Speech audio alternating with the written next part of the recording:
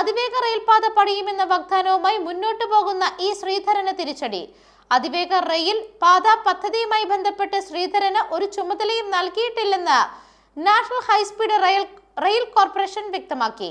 Railway മന്ത്രാലയത്തിന് നൽകിയ വിവരാവകാശ അപേക്ഷയിലാണ് അതിവേഗ റെയിൽ മന്ത്രാലയം ഇത്തരത്തിൽ മറുപടി നൽകിയത്. 2023 ജൂൺ മുതൽ 2026 ഫെബ്രുവരി 6 വരെയുള്ള കാലയളവിൽ ശ്രീധരനെ കേരളത്തിലെ ഒരു പദ്ധതിയിലും ചുമതലപ്പെടുത്തിയിട്ടില്ല എന്നാണ് വിവരാവകാശ മറുപടിയിൽ പറയുന്നത്. പദ്ധതികൾ വിലയിരുത്തുന്നതിനോ ഉപദേശം നൽകുന്നതിനോ ശ്രീധരനെ ചുമതലപ്പെടുത്തിയിട്ടില്ല എന്നും വിവരാവകാശ മറുപടിയിൽ പറയുന്നു.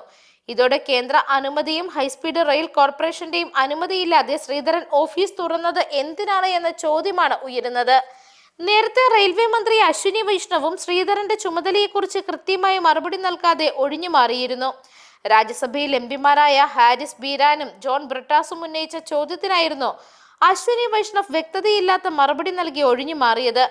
അതിവേഗ പാതയുമായി ബന്ധപ്പെട്ട് DPR തയ്യാറാക്കാൻ കേന്ദ്ര റെയിൽവേ മന്ത്രി തന്നോട് പറഞ്ഞിരുന്നുവെന്നും തന്റെ മേൽനോട്ടത്തിൽ DMRC അത് ചെയ്യണമെന്നും മന്ത്രി ആവശ്യപ്പെട്ടിട്ടുണ്ടെന്നുമാണ് ശ്രീധരൻ പറയുന്നത്.